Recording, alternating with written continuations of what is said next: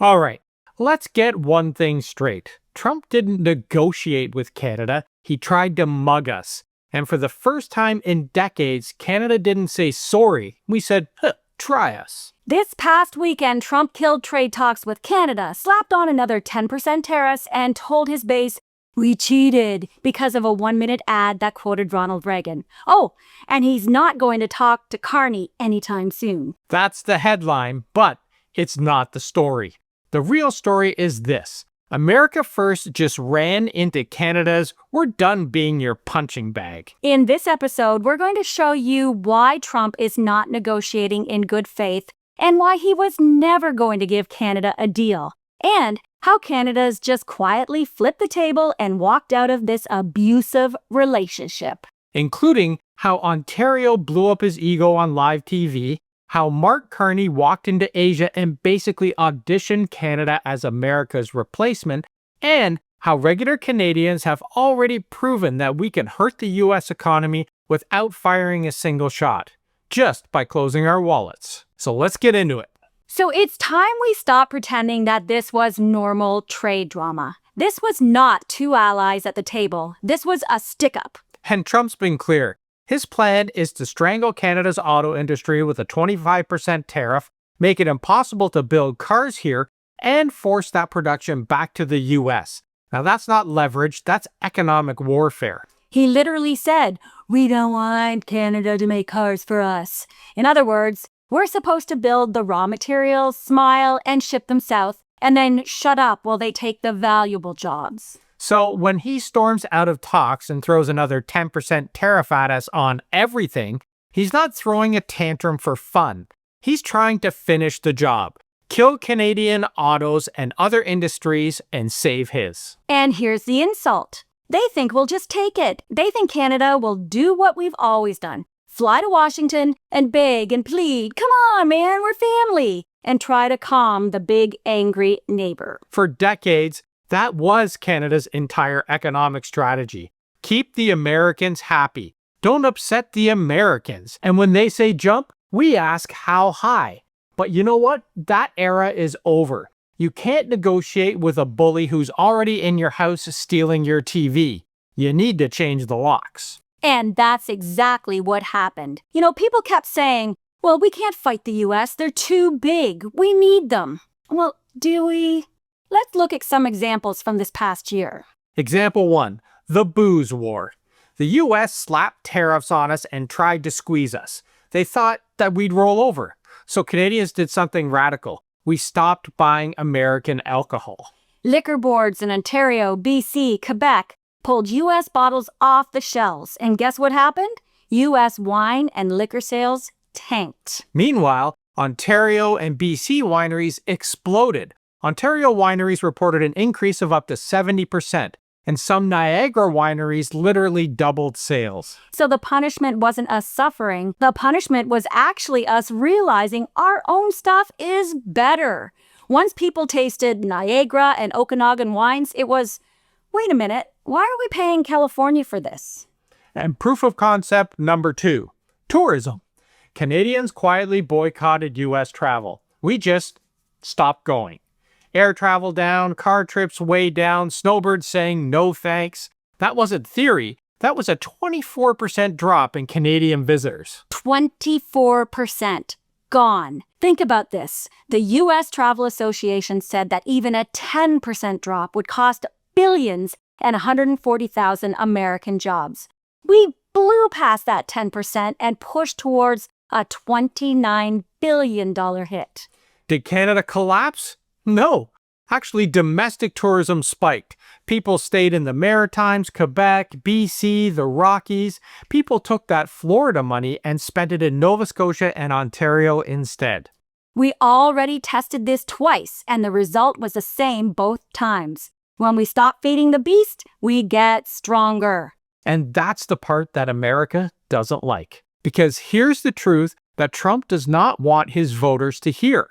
We are not just their supplier, we're their customer. We're the ones buying, and customers have leverage. So let's talk cars, because this is where it gets brutal. Everyone talks about how we export cars and parts to the U.S. $73 billion worth of auto exports, and 95% of that goes south. That's what Trump is trying to kneecap with his 25% tariff. Kill Canadian auto so his guys in Michigan and Indiana can say, "We brought those jobs back." But here's what he keeps forgetting. Canada doesn't just sell cars, we buy them. In fact, in 2023, Canada imported about $118 billion worth of vehicles and parts in total. And guess who got the majority of that business? The United States. About $68 billion worth of it. Read that again. That's $68 billion to the U.S. auto industry from Canada. So when Trump swings at us to save American cars, what he's really doing is punching his best customer in the face. But we don't have to scream. We don't have to blockade anything. We don't even have to melt down on a tarmac and threaten 10% on everything. All we have to do is this. Walk into a dealership and say, which one of these was built in Canada? That's it. That's the revolution. You walk into the dealership and ask, was this built in Windsor? Alliston? Cambridge? Is that Lexus RX built here or in Kentucky? If it's Canadian built, that's the one you buy. If it's US built, you walk out. You do that at scale and just watch how fast the same CEOs who gulf with Trump start calling Ottawa instead. Now, let's go back to where it all blew up. The ad that Doug Ford and the Ontario government aired twice during the World Series. It was a brilliant idea using Ronald Reagan's voice warning Americans about how high tariffs trigger retaliation and job loss and can help cause depressions. That's Reagan's words, not Trudeau, not Obama, not Biden. Trump saw it, and at first, he literally said, "If I were Canada, I'd use that same ad." Then 2 days later, he's calling it fraud, demanding it come down immediately, and announcing that he's killing trade talks and slapping an extra 10% tariff on everything we sell to Americans. He knows tariffs hurt the American people, and having the truth aired in front of his base in U.S. markets during the playoff baseball season, well, he went into full panic mode. Because he needed another distraction. He's hiding bad job numbers, hiding the inflation data, slashing food aid for seniors and kids, driving up healthcare costs, and burying those pesky files that will incriminate him, and then telling broke Americans that somehow all of this is Canada's fault. It's not our fault. It's his record. He has no good argument for tariffs. There's no upside, so the only thing he can do is rant. So he yelled, "Fake it! Canada cheated! National security!" And he pretends that this is about defending America.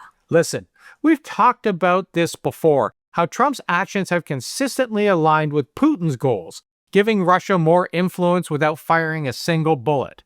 Putin got his wish, and we have an entire video breaking it all down. Trump has no intention of making America great. He wants to centralize power and silence dissent straight out of the authoritarian's greatest hits. And while he's at it, he wants to annex Canada. Now, we have all those videos in the links below or right up here in the corner if you're on your computer or on your phone. So check them out. So none of this is about defending America. It's about defending his brand, staying out of trouble and keeping his strongman allies happy and distracting from all his legal woes. He's mad because a conservative icon just told his voters he's lying. And that's why he's punishing us, because he underestimated us. He thought we'd point fingers and blame each other, but instead it lit a fire here in Canada. Ontario, BC, Manitoba, even the premiers in the Maritimes are backing Ford's ad. They're all basically saying, we're done being polite. Even David Eby in BC is now planning his own anti-tariff ad, calling out the U.S. forestry tariffs. And yet down south, the spin machine is already running overtime. Trump's people are claiming Canada cherry-picked Reagan's words, and their base believe it. That's how deep the conditioning runs. The American right has been grooming its followers since 1939, from McCarthyism to Fox News to Facebook memes. It's not politics anymore, it's Pavlov. Say, Reagan, ring the bell and watch the outrage pour in. Exactly. They've built a propaganda ecosystem that rewards anger over accuracy. And that's why one ad quoting Reagan word for word can trigger a national meltdown.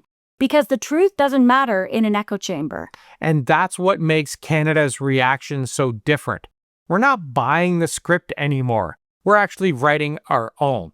And it's about accountability, not obedience, which is exactly why Trump is panicking. He's losing control of the story. And speaking of underestimating us, Trump just told reporters he won't meet with Prime Minister Mark Carney for a long time because nothing screams superpower like ghosting your closest ally at an international summit. He spent the weekend in Kuala Lumpur signing what he called historic trade deals with Thailand, Malaysia, Cambodia, and Vietnam. Except they're not even real deals. They're one-sided tariffs, protectionist side letters dressed up as agreements. Every country walked away with more restrictions on what they can sell to the U.S., while Trump gets to brag on Truth Social that he's winning trade again. He needed headlines before meeting Xi, so he shook hands, raised tariffs, and called it peace. It's basically economic theater for domestic consumption, and they fall for it. They do. And you know what the irony is? While he's bragging about locking in American jobs, the U.S. Chamber of Commerce says his new tariffs will actually raise costs for American importers again. It's the same con. Short-term optics, long-term inflation. Meanwhile, Prime Minister Carney was in the same room pitching long-term stability, trade corridors, energy security, and an actual rules-based system.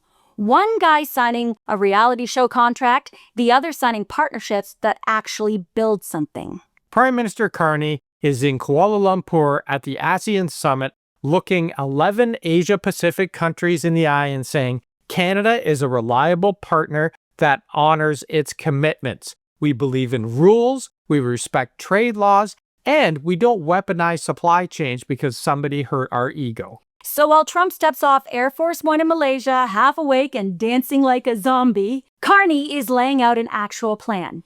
He told Asia that Canada is going to double our non-U.S. exports in 10 years. That's roughly $300 billion in new exports, and most of that's going to come from Asia.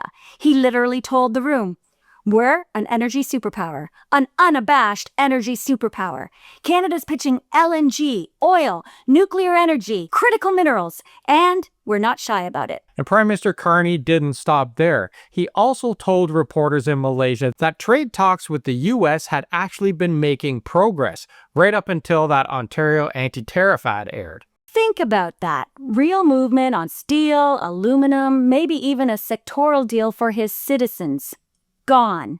All because Trump's ego couldn't handle Ronald Reagan warning Americans about tariffs. Prime Minister Carney said, take the president at his word. That's why talks ended. In other words, Trump killed the deal himself, then blamed Canada for embarrassing him during baseball. But Carney didn't flinch. He literally said, when asked if he was upset with Ford, it doesn't pay to be upset. And that's leadership.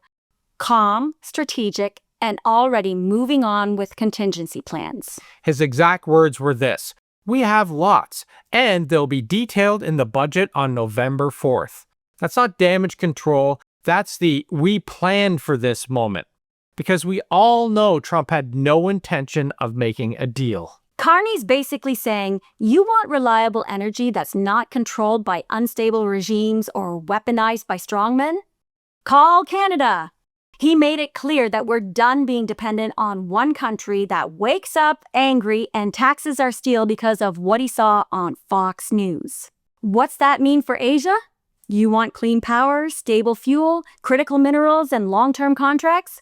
We'll deliver. He's not begging America for access. He's telling Asia, we'll feed your grids, not just your headlines. Meanwhile, Trump's on Air Force One rage posting that we cheated and bragging, that he might meet Kim Jong-un instead of Canada's Prime Minister because it looks cooler on TV.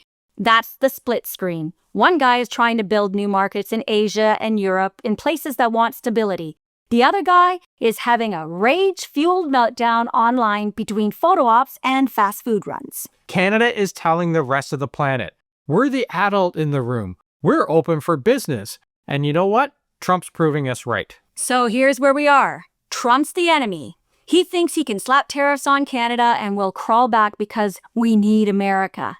And he never had any intention of negotiating with us because his endgame is to annex Canada. So we need to organize. We need to unite and stand behind our leaders and shore up allies and trading partners. When the U.S. hits us, we stop buying their food, wine, bourbon, and cars. It may take time to build up our industries and provincial trade routes, but in the meantime, we can shop smart, support local, and freeze out the USA. The Trump followers say that they don't need Canada. Well, show them how wrong they really are. We have our leverage, and we are their customer. So instead, make Made in Canada the line you stand on. Force the money to stay here, build here, and hire here. That's not a boycott, that's nation building. Canada is literally telling global markets we're building our own corridors, our own energy grid, our own alliances, our own defense, and our own economy. And we're inviting the rest of the world to join us. Which leaves one question for Canadians, and honestly, for Americans watching this. Who looks like the future? The guy yelling that baseball is rigged, or the country quietly lining up the next trade bloc? Because from where we're sitting, the world just watched Canada stand up to a U.S. president on live television. And instead of folding, Canada got louder. Asia leaned in, and Trump panicked. And that's the real story. Not the ad, not the tantrum, the power shift. All right, if you're still watching, you get it. You care about facts, Canada, and calling out nonsense when you see it. So hit subscribe, click that bell, and join our weekly breakdowns before YouTube buries them under cat videos and crypto scams. If you want the full deep dives, hit up our Substack. That's where we drop the stories we can't tell here. And if you want to go elbows up with us behind the scenes, then join the A-Team. That's our community that keeps this show independent and caffeinated. So like and share and wear your Canada First loud and proud. We said what we said, and we will see you next time. Ciao for now.